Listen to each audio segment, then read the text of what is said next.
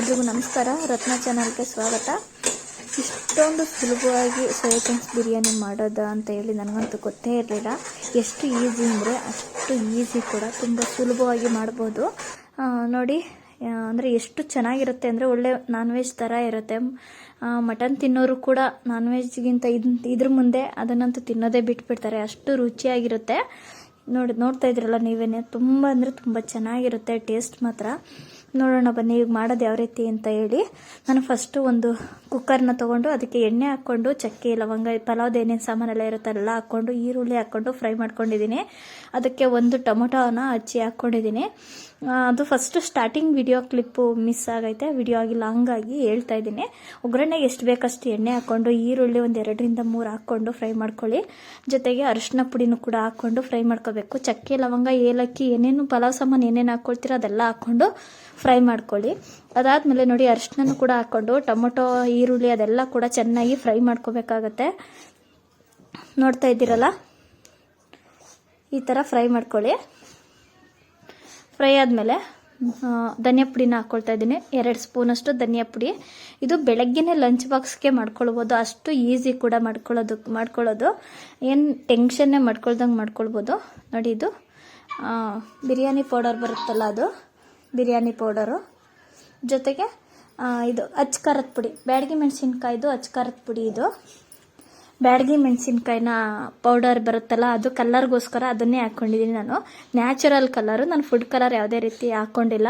Main colour ಒಂದು ಹಾಕ್ಕೊಂಡಿರೋದು ಅಂತ ಅಂದರೆ ಪೌಡರ್ ಹೊರಗಡೆದು ಅಂದರೆ ಬಿರಿಯಾನಿ ಪೌಡರ್ ಬಿಟ್ಟರೆ ಇನ್ನೇನು ಇಲ್ಲ. ನೋಡಿ ಇದು ಶುಂಠಿ ಬೆಳ್ಳುಳ್ಳಿ ಎಲ್ಲ ಹಾಕ್ಕೊಂಡು, ಜೊತೆಗೆ ಸ್ವಲ್ಪ ಕೊತ್ತಂಬರಿ ಪುದೀನ ಇಷ್ಟನ್ನು ಕೂಡ 2ರಿಂದ ಸೇರಿ 1 ಇಡಿ ಆಗೋವಷ್ಟು ಹಾಕ್ಕೊಂಡು ರುಬ್ಕೊಂಡು ಬಂದು ಅದರೊಳಗಡೆ ಹಾಕ್ಕೊಳ್ತಾ ಇದ್ದೀನಿ. ಮತ್ತು ಅಷ್ಟು ಇದು ಮಸಾಲೆಗಳು ಏನೇನು ಹಾಕ್ಕೊಂಡಿದ್ವು ಅದೆಲ್ಲ ಕೂಡ ಚೆನ್ನಾಗಿ ಹಸಿ ವಾಸನೆ ಹೋಗೋವರೆಗೂ ಫ್ರೈ ಮಾಡ್ಕೋಬೇಕು. ಉಳಿದಿರೋ ಜಾರಲ್ಲಿ ಮತ್ತೆ ಎಲ್ಲ ಮಸಾಲೆ ಇರುತ್ತಲ್ಲ ಅದನ್ನು ಕೂಡ ಹಾಕ್ಕೊಂಡು ತಿರುಗಿಸ್ಕೊಳ್ಬೇಕು. ಚೆನ್ನಾಗಿ ಎಣ್ಣೆ ಬಿಡೋವರೆಗೂ ಫ್ರೈ ಮಾಡ್ಕೋಬೇಕು. ಅಷ್ಟರಲ್ಲಿ ನಾವೇನು ಮಾಡಬೇಕು ಅಂತಂದರೆ ಸೋಯಾ ಚಂಕ್ಸ್ ಇರುತ್ತಲ್ಲ, ಆ ಸೋಯಾ ಚಂಕ್ಸ್ನ ನಾನು ಒಂದು 20 ನಿಮಿಷ ಬಿಸಿ ನೀರು, ಕುದಿಯೋ ನೀರಲ್ಲಿ ಹಾಕ್ಬಿಟ್ಟು ಅರಿಶಿನ ಉಪ್ಪು ಹಾಕ್ಬಿಟ್ಟು ನೆನೆಯಕ್ಕಿಟ್ಟು 20 ನಿಮಿಷ ಆದಮೇಲೆ ಈ ರೀತಿಯಾಗಿ ಚೆನ್ನಾಗಿ ಕುಡಿಯೋ ನೀರಲ್ಲಿ ಚೆನ್ನಾಗಿ ಒಂದು 3-4 ಸಲ ತೊಳೆದ್ಬಿಟ್ಟು ಕೈಯಲ್ಲಿ ಪ್ರೆಸ್ ಮಾಡಬೇಕು. ನೀರಿನ ಅಂಶ ಎಲ್ಲ ಹೋಗೋವರೆಗೂ ಪ್ರೆಸ್ ಮಾಡಿಬಿಟ್ಟು ಆವಾಗ ನಾವು ಇದನ್ನು ಈ ಮಸಾಲೆ ಒಳಗಡೆ ಹಾಕ್ಕೊಂಡು ಚೆನ್ನಾಗಿ ಹುರ್ಕೋಬೇಕಾಗುತ್ತೆ. ಹಸಿ ಸ್ಮೆಲ್ ಹೋಗೋವರೆಗೂ ಹುರ್ಕೋಬೇಕು. ಒಂದು 5 ನಿಮಿಷ ಹುರ್ಕೊಬೇಕು, ಅದೇ ಮೇಯ್ನು. ನೋಡ್ತಾ ಇದ್ದೀರಲ್ಲ, ಹೀಗೆ ಹುರ್ಕೊಂಡಾದ್ಮೇಲೆ ಸ್ವಲ್ಪ ರುಚಿಗೆ ತಕ್ಕಷ್ಟು ಉಪ್ಪು, ಮಾಮೂಲಿ ಗೊತ್ತೇ ಇದೆಯಲ್ಲ, ಮೀಡಿಯಮ್ ಆಗಿ ಉಪ್ಪು ಹಾಕ್ಕೋಬೇಕಾಗತ್ತೆ. ನೋಡಿ ಹೀಗೆ ಉಪ್ಪೆಲ್ಲ ಹಾಕ್ಕೊಂಡಾದ್ಮೇಲೆ ಒಂದ್ಸಲ ಇದು ಸೋಯಾ ಚಂಕ್ಸ್ಗೆ ಉಪ್ಪು ಹಾಕ್ಕೊಂಡ್ಬಿಡ್ಬೇಕು. ಯಾಕಪ್ಪ ಅಂತಂದರೆ ಸೋಯಾ ಚಂಕ್ಸ್ ಒಳಗಡೆ ಎಲ್ಲ ಉಪ್ಪಿನ ಅಂಶ ಎಲ್ಲ ಹೋಗ್ಬೇಕಲ್ಲ, ಅವಾಗೇ ಟೇಸ್ಟ್ ಚೆನ್ನಾಗಿರುತ್ತೆ. ಉಪ್ಪು ಖಾರ ಜೊತೆಗೆಲ್ಲ ಮೇನ್ ಹಿಡಿಯೋ ಹಾಗೆ ಚೆನ್ನಾಗಿ ಫ್ರೈ ಮಾಡ್ಕೋಬೇಕು. ಹಸಿ ಸ್ಮೆಲ್ಲು ಹೋಗೋವರೆಗೂ ಹುರ್ಕೋಬೇಕಾಗತ್ತೆ. ಆವಾಗ ತುಂಬ ಚೆನ್ನಾಗಿರುತ್ತೆ ಟೇಸ್ಟ್ ಮಾತ್ರ, ತಿನ್ನೋದಕ್ಕೂ ಅಷ್ಟೇ ಚೆನ್ನಾಗಿರುತ್ತೆ. ಒಳ್ಳೆ ನಾನ್ ವೆಜ್ ಥರ ಇರುತ್ತೆ. ಇವಾಗ ಅಕ್ಕಿನ ತೊಳೆದಿಟ್ಕೊಂಡಿದ್ದೆ, ಅಕ್ಕಿನ ಕೂಡ ಹಾಕ್ಕೊತೀನಿ. ನಿಮಗೆ ಎಷ್ಟು ಬೇಕು ನೋಡ್ಕೊಂಡು ಅಕ್ಕಿ ಹಾಕ್ಕೊಳ್ಳಿ. ಸೋಯಾ ಚಂಕ್ಸ್ ಇನ್ನೂ ಇಷ್ಟೊಂದು ಬೇಡ ಅನ್ನೋರು ಕೂಡ ಇನ್ನೊಂದು ಸ್ವಲ್ಪ ಕಡಿಮೆ ಹಾಕ್ಕೊಳ್ಳಿ. ನಾನು ಸ್ವಲ್ಪ ಜಾಸ್ತಿ ಕ್ವಾಂಟಿಟಿನಲ್ಲಿ ಮಾಡ್ತಾಯಿದ್ದೀನಿ. ಯಾಕಪ್ಪ ಅಂತಂದರೆ ಲಂಚ್ ಬಾಕ್ಸ್ಗೂ ಆಗಿ ಮತ್ತೆ ಮಕ್ಕಳು ಸ್ಕೂಲಿಂದ ಬಂದು ಕೂಡ ತಿನ್ನಬೇಕು ಅಂತ ಹೇಳ್ತಾರೆ, ಇಷ್ಟಪಟ್ಟು ತಿಂತಾರೆ. ಹಂಗಾಗಿ ಅದಕ್ಕೂ ಕೂಡ ಸೇರಿಸಿ ಸಂಜೆಗೂ ಸ್ಕೂಲಿಂದ ಬಂದಾಗ ತಿನ್ನೋದಕ್ಕೂ ಸೇರಿಸಿ ಮಾಡ್ಕೊಂಡಿದ್ದೀನಿ. ನೋಡ್ಕೊಳ್ಳಿ, ಅಷ್ಟು ಚೆನ್ನಾಗಿರುತ್ತೆ ಟೇಸ್ಟ್ ಮಾತ್ರ. ನೀವು ಒಂದ್ಸಲ ಇದೇ ಥರ ಟ್ರೈ ಮಾಡಿ. ಮಕ್ಕಳು ಎಲ್ಲ 2 ಟೈಮ್ ಇಷ್ಟಪಟ್ಟು ಕೂಡ ತಿಂತಾರೆ.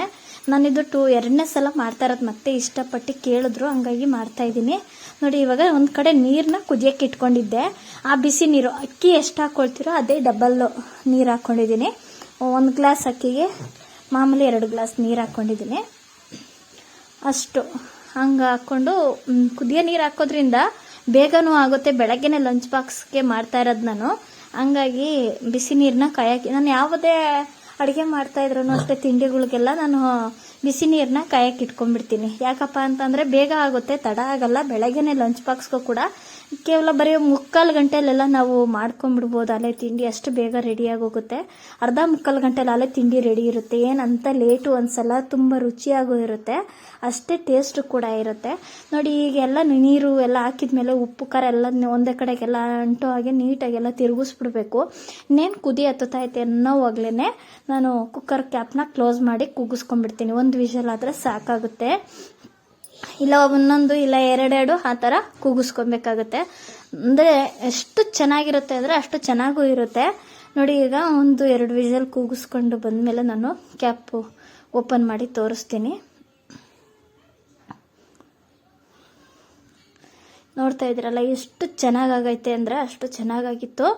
ತುಂಬ ಅಂದರೆ ತುಂಬ ಚೆನ್ನಾಗೈತೆ. ನೋಡ್ತಾ ಇದ್ದೀರಲ್ಲ ಉಪ್ಪು ಖಾರ ಎಲ್ಲ ಎಷ್ಟು ಚೆನ್ನಾಗಿ ಅಂಟೈತೆ. ಇನ್ನು ಬಿಸಿ ಬಿಸಿ ಇದೆ, ಆರ್ಕೊಂಡ್ಮೇಲೂ ಇನ್ನೂ ಸ್ವಲ್ಪ ಚೆನ್ನಾಗಿ ಅನಿಸುತ್ತೆ. ಇನ್ನೂ ಬಿಸಿ ಬಿಸಿ ಓಪನ್ ಮಾಡಿರೋದು ಇನ್ನೊಂದು ಸ್ವಲ್ಪ. ನೋಡ್ತಾ ಇದ್ದೀರಲ್ಲ ಬೆಳಗ್ಗೆನೇ ಲಂಚ್ ಬಾಕ್ಸ್ಗೆ ನಾನು ಮಾಡಿರೋದು. ಎಲ್ರಿಗೂ ನಮಸ್ಕಾರ. ಮುಂದಿನ ವಿಡಿಯೋದಲ್ಲಿ ಸಿಗ್ತೀನಿ.